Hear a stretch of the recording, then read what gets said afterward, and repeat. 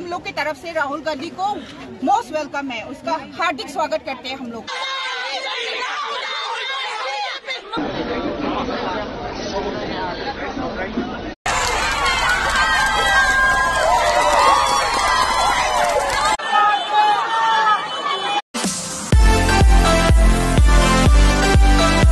दोस्तों नमस्कार, हमारा नाम योगेश शुक्ला है और आप इस समय इस पर संदेश देख रहे हैं। मणिपुर घूमने से राहुल गांधी को क्यों रोका गया और वहां के मुख्यमंत्री इस्तीफा देने की नौटंकी किस प्रकार किया और अमित शाह ने किस प्रकार मान लिया कि राहुल गांधी प्रधानमंत्री बनने वाले हैं, इन्हीं सब काला सच पे आज बात करेंगे। आज आपको दिखाएंगे ज़्यादा, बताएंगे कम, क्योंकि मणिपुर की बहुत ज़्यादा खबरें हैं। किस प्रकार वहाँ की माताएं बहनें बिलख रही हैं, राहुल गांधी से लिपट कर रो रही हैं। तो ये कुछ वीडियो पहले हम आपको दिखा देते हैं, उसके बाद फिर चर्चा करेंगे कि वहाँ के मणिपुर के जो मुख्यमंत्री एन बीरेन सिंह किस प्रकार इस्तीफा देने की आज नौटंकी किया और अमित शाह किस प्रकार मान लिया कि राहुल गांधी प्रधानमंत्री बनने वाले हैं। लेकिन उसके पहले कुछ राहुल गांधी के जो मणिपुर के वीडियो हों उनको आप देख लीजिए। हम लोग की तरफ से राहुल गांधी को मोस्ट वेलकम है, उसका हार्दिक स्वागत करते हैं हम लोग। हम लोग की तरफ से कोई नाकाबंदी कुछ भी नहीं है, ये सिर्फ एक पॉलिटिकल जो खेल रहे हैं मणिपुर में, और हम लोग को जो मौत की मुंह में हम लोग को धकेल रहे हैं। इन सब ने जो है जो खेल रहे हैं, हम लोग मैना पाइबी और इमा इबेल सब राहुल गांधी को मोस्ट वेलकम है, उसका हार्दिक स्वागत करते हैं और हम लोग अभी भी उसका इंतजार कर रहे हैं आने के लिए।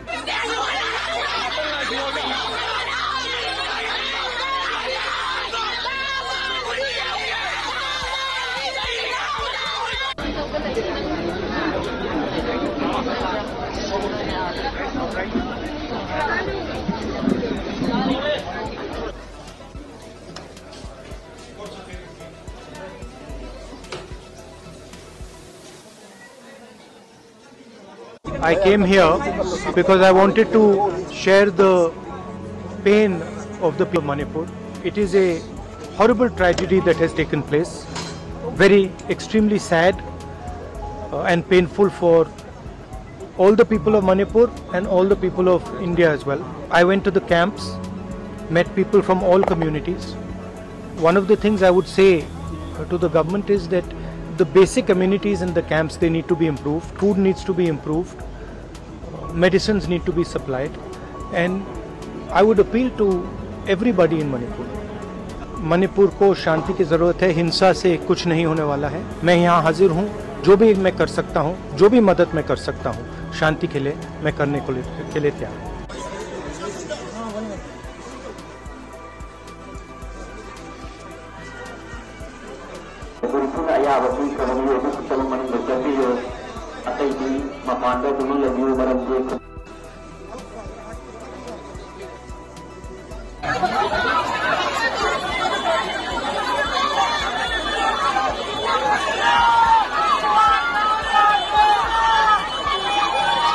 अभी आपने वीडियो में देखा, जो मैंने कई वीडियो दिखाया, विशेषकर आपने देखा होगा कि वहाँ पर महिलाएं राहुल गांधी के जिंदाबाद के नारे लगा रही हैं, कह रही वेलकम राहुल गांधी, आइए आपका स्वागत है। उनके समर्थन में चिल्ला रही हैं। तमाम महिलाएं और बहनें उनको पकड़कर रो भी रही हैं। ये सब आपने देखा। ये इसलिए महिलाएं सड़कों पर ज़्यादा हैं कि वहाँ पे हिंसा ज़बरदस्त हो रही है। कहीं पुलिस लोगों को अरेस्ट न कर ले शंका के आधार पे, ये आपको समझना चाहिए, आपको कोई नहीं बताता। तो इसीलिए पुरुष वहाँ कम दिखाई पड़ रहे हैं। आपने देखा होगा सिर्फ महिलाएं की भीड़ है, महिलाओं का झुंड दिखाई पड़ा है, क्योंकि महिलाएं सड़क पर आ सकती हैं। महिलाओं की धरपकड़ पुलिस कम करती है, पुरुषों की ज़्यादा कर रही है, और पुलिसों में एक दूसरे के प्रति लेकर गुस्सा भी, आक्रोश भी बहुत ज़्यादा है। एक दूसरे को मारने पर उतारू हो जाते हैं। इसलिए पुरुष आपको सड़क पर कम दिखाई पड़ रहे हैं, महिलाएँ ज़्यादा दिखाई पड़ रहे हैं। और महिलाएँ इमोशनल भी होती हैं, इसलिए कि किसी का भाई मर गया है, किसी का पति मर गया है, किसी का बेटा मर गया है, वो रो रही हैं, बिलख रही हैं और राहुल गांधी से अपनी समस्याएं बता रही हैं। और राहुल गांधी राहत शिविर में भी गए, वहाँ बच्चों से भी मिला कि आपका खाना किस प्रकार है, महिलाओं से भी बात की, उनकी समस्याओं को सुना। इन्हीं सब चीज़ों को लेकर के कि ये देश राहुल गांधी जब जाएंगे, काला सच मैं बता दूं आपको, इन्हीं सब चीज़ों को लेकर के वहाँ की जो भारतीय जनता पार्टी सरकार है, इसीलिए राहुल गांधी को घूमने से रोक रही थी। जो हमने आज आपको वीडियो दिखाया, हो सकता है राहुल गांधी ना जाते तो ये सब वीडियो आपको देखने को ना मिलते कि मणिपुर में क्या हो रहा है। मणिपुर में हिंसा लगभग 58 दिन हो गए, 2 महीने हो रहे हैं, लेकिन इसीलिए वहाँ की सरकार, लोकल सरकार रोक रही थी कि ये पूरा मामला राष्ट्रीय मुद्दा तो बन ही चुका है, सब लोग देख लेंगे यहाँ पर क्या हो रहा है। और कुछ वीडियो जो वायरल हुआ करते हैं उसकी हम कुछ नहीं करते, ना उसके बारे में हम कुछ कह सकते हैं, लेकिन ये हुआ करता है कि बीजेपी समर्थित लोग हैं जो उग्रवादी हैं और जो ये वहाँ पे ट्रेनिंग दी जा रही है, ये सच क्या है गलत क्या है इसका हम ना समर्थन करते हैं, लेकिन जो वीडियो हमने कुछ देखा उसकी थोड़ी सी आपको उसके बारे में थोड़ी सी आपको जानकारी दे रहे हैं। तो हो सकता है ऐसा अगर कुछ वहाँ भी हो तो राहुल गांधी की कहीं नज़रों में ऐसी बातें न पड़ जाएं और पूरा देश न जान जाए, इस चीज़ को लेकर भी रोका जा सकता है। लेकिन विशेषकर वहाँ पे उस समस्या को, जो समस्या वहाँ पे चल रही है, मैं कई बार वीडियो बनाया कि मैतेई और कुकी समाज को लेकर के इस समस्या को सॉल्व किया जा सकता है। बहुत बड़ी समस्या नहीं है। ये एन बीरेन सिंह मुख्यमंत्री के जो आज वहाँ पे इस्तीफा देने की नौटंकी किया, वो वीडियो मैं भी दिखा रहा हूँ, ये बहुत बड़ी बात नहीं है। वहाँ के दंगा शांत करना, जिन्होंने इन्हीं के कहने के वजह से मैं आपको बता दूँ, दंगा विशेष हिंसा जो वहाँ 3 मई से शुरू हुई थी, लेकिन इन्होंने 27 अप्रैल को घोषणा कर दिया था कि उसके पहले 27 अप्रैल के पहले कि कुकी समाज, जो कुकी नागा समाज के आदिवासी ईसाई धर्म को मानने वाले आदिवासी लोग हैं जो पहाड़ी एरिया में रहते हैं, 90% भूभाग में कोई जंगल, उनका जंगल को अतिक्रमण ये लोग किए, जंगल खाली वन विभाग के द्वारा उनके मकान खाली करवाए जाने लगे थे। इसी को लेकर के चूड़ाचंदपुर में हिंसा, मैं आपको बता रहा हूँ, चूड़ाचंदपुर से हिंसा शुरुआत हुई थी। 27 की रात इनका कार्यक्रम था, 28 को किसी को उद्घाटन था मुख्यमंत्री का, 27 की रात ही वहाँ तोड़फोड़ हो गई थी। फिर 3 तारीख से हिंसा ने जोर पकड़ लिया था। वो तो आरक्षण का भी मामला था, मैतेई समुदाय को जो एसटी का, आदिवासियों को आरक्षण देना था, तो कुकी समाज ने विरोध किया था कि इनको आरक्षण नहीं मिलना चाहिए, नहीं हमारे अधिकार छिन जाएंगे। तो आरक्षण मामला और वन विभाग द्वारा जमीनें खाली करवाने के द्वारा, ये दोनों मामले मुख्यमंत्री शांत कर सकते हैं। ये कह सकते हैं कि अब किसी से ज़मीनें खाली नहीं करवाई जाएंगी। जो कुकी और नागा समाज के लोग नाराज हैं, ये कहकर उनको शांत किया जा सकता है, और ये कहकर भी कुकी नागा समाज को शांत किया जा सकता है कि आप लोग शांत रहें, अब इनको अभी एसटी का कोई आरक्षण नहीं मिल रहा मैतेई समुदाय को। मैतेई समुदाय भी उग्र है, मैतेई समुदाय भी कह रहा है कि हम 10% क्षेत्र में रहते हैं, 90% भूभाग में रहते हैं, लेकिन कुकी समाज कह रहा है कि राजनीति में इनका ज़्यादा दबदबा है। 60 या 40 विधायक इन्हीं के होते हैं, मुख्यमंत्री इन्हीं का बार बार बनता है, लेकिन जब आग लगती है तो कहते हैं घर किसी का नहीं बचता। तो वहाँ पे हिंसा में बीजेपी विधायक भी एक बहुत बुरी तरह मारे गए, उनका घर भी उनके घर को आग लगा दी गई, उनकी आवाज़ चली गई। जो केंद्रीय राज्य मंत्री एक हैं, विदेश राज्य मंत्री, उनका भी घर जलाया गया, कांग्रेस विधायक का घर जलाया गया। तो जब आग लगती कोई बचता नहीं है। इस समय तो वहाँ बीजेपी कार्यालय भी फूंका जा रहा, सब हो रहा है, लेकिन उसके बावजूद मुख्यमंत्री इस्तीफा नहीं दे रहे हैं। जबकि वहाँ पे अगर किसी दूसरी पार्टी की सरकार होती तो अब तक वहाँ पर राष्ट्रपति शासन लग गया होता, केंद्र सरकार वहाँ पे राष्ट्रपति शासन लगा चुकी होती, लेकिन अभी तक वहाँ के मुख्यमंत्री को भी नहीं बदला गया। एक वीडियो देख लीजिए किस प्रकार मुख्यमंत्री इस्तीफा दे रहे हैं, मैं उसके बारे में भी आपको बताता हूँ।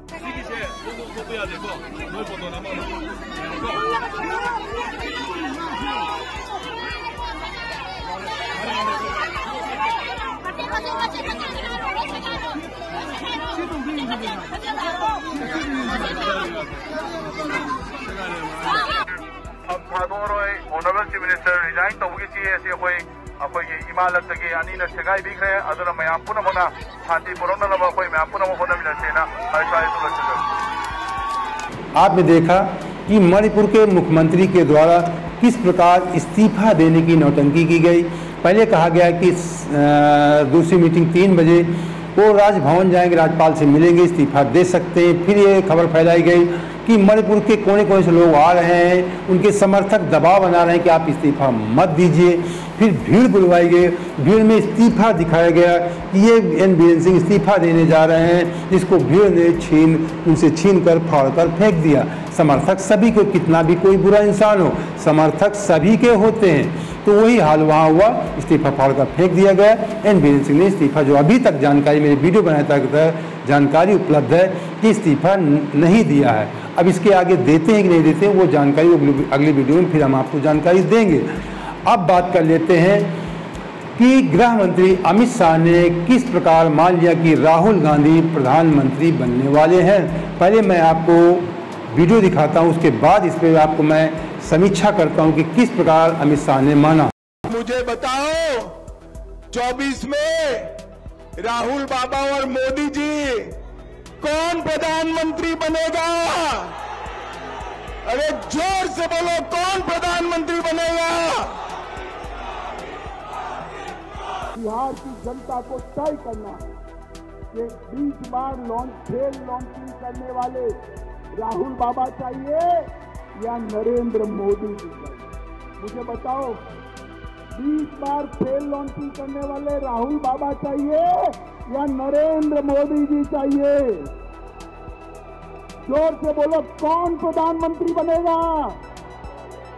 माताओं, वीडियो हमने इसलिए दिखाया कि आपको पॉलिटिकल भी समझ में आ जाए, आप भी महसूस कर सके कि कहीं हम झूठ तो नहीं बोल रहे या कोई हम एक पक्षी बात तो नहीं कर रहे हैं। तो वीडियो में आपने देखा होगा, जब भीड़ के सामने अमित शाह जी पूछते हैं भीड़ से कि आप बताइए राहुल गांधी प्रधानमंत्री बनेंगे कि नरेंद्र मोदी जी प्रधानमंत्री बनेंगे, लोगों से हाथ उठवाते हैं। एक वीडियो में, ये पहला वीडियो था, लोगों से हाथ उठवाते हैं। आपने गौर किया होगा कि उसमें 10% लोग भी हाथ नहीं उठाते।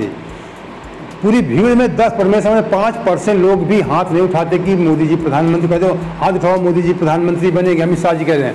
5% लाखों की भीड़, 50,000 जो भी भीड़ वहाँ पर, उसमें उस भीड़ में 5% लोग भी हाथ नहीं उठा रहे हैं कि मोदी जी प्रधानमंत्री बनना चाहिए। कुछ देखा होगा आपने, कुछ जो तथाकथित लोग होते हैं जो बुलाए जाते हैं मोदी मोदी के नारे लगाने के लिए, वो कुछ लोग खड़े थे, 10, 20, 50 लोग, वो मोदी मोदी अपना करने लगे थे, लेकिन पीछे भीड़ में कहीं 100-200 लोगों के बीच में एक हाथ उठ रहा था। ये इसलिए हमने बताया, हमारी कोई एक अच्छी बात नहीं है, हम निष्पक्ष खबरें दिखाते हैं, इसीलिए हमने आपको वीडियो भी दिखाया कि आप इस बात को हमने महसूस किया, किसी ने हमसे कहा नहीं है। वीडियो देखकर हमें लगा, और फिर दूसरा वीडियो में दिखाया जो आपको, एक दूसरा वीडियो और था जिसमें भीड़ नहीं दिखाई गई। भीड़ उसमें जानबूझकर नहीं दिखाई गई कि कहीं इसी तरीके सोशल मीडिया पे वीडियो वायरल हो जाते हैं और गलत संदेश न जाए पूरे देश में, इसीलिए उसमें भीड़ नहीं दिखाई गई।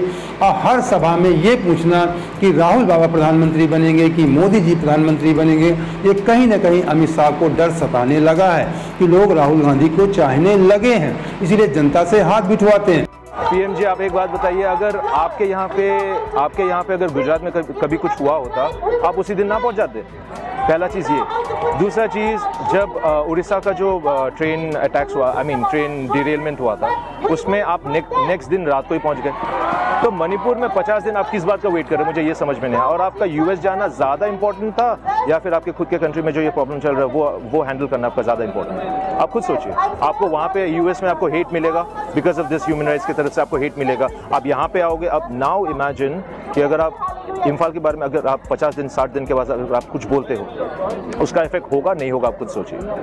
क्यों नहीं बोल रहे प्रधानमंत्री, कोई एक्शन क्यों नहीं ले रहे हैं, क्या लगता है आपको? आई थिंक इस मुंह में जिप लगा हुआ है, मुझे जहाँ तक लगता है। अभी जो हमने बीच में रोक करके आपको एक वीडियो दिखाया, इसलिए दिखाया कि आपको ये लगे केवल हम ही लोग ऐसी बातें नहीं कर रहे हैं, मणिपुर के लोग, वहाँ के रहने वाले लोग प्रधानमंत्री जी के बारे में कैसा सोचते हैं, क्या सोचते हैं, इसलिए वीडियो दिखाना जरूरी था। अब आपसे निवेदन साथ एक और बात हम कहना चाहेंगे कि ना तो हमें राहुल बाबा कुछ दे देंगे, ना प्रधानमंत्री नरेंद्र मोदी जी हमें कुछ दे देंगे। इसीलिए हम आपसे निवेदन किया करते हैं कि इसी प्रकार अगर आप निष्पक्ष खबरें देखना चाहते हैं तो हमारे चैनल को ज्वाइन कर लीजिए। नीचे ज्वाइन बटन चैनल नीचे लिखा हुआ है साइड में, उसके माध्यम से कुछ मंथली पेमेंट होते हैं, उसके माध्यम से आप हमारा आर्थिक सहयोग कर सकते हैं। उसमें कुछ नियम शर्तें हैं जिसमें आप हमसे बात कर सकते हैं, हमसे वीडियो बनवा सकते हैं। अगर ये भी आप नहीं कर सकते तो वन टाइम पेमेंट करके आप हमारा आर्थिक सहयोग कर सकते हैं। हमारा नंबर डिस्क्रिप्शन बॉक्स में लगा रहता है, स्क्रीन पर भी लगा रहता है।